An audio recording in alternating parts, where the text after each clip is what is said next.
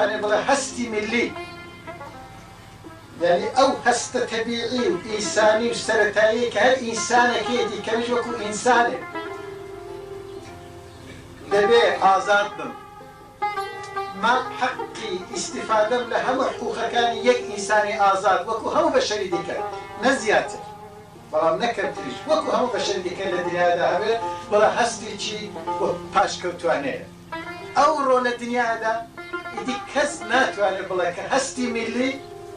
شتێکی پاشکەوتوانەیە، جا چ عەقیدەی پێ هەبێ چ عەقیدەی پێ نەبێ، وەکو جارە زۆریشان عەقیدەیان پێ نەبێ، بەڵام بە درۆ بەوەی بڵێن یا بۆ تەزاهور کە بڵێن پێشکەوتن خوازی منکری ئەو هەستە واقعیەت سا کەس ناتوانێت. ئەوڕۆ لە شەرایطی ئەوڕۆ دنیادا هەستی میلی، یعنی هەستی ئازادی خوازی بۆ هەر نەتەوەیەک بۆ هەر گەلێک وەکو ئینسان لە دنیادا ئیدی کەس منکری پیرۆزیەکەی و مقەدەس بوونەکەی نییە.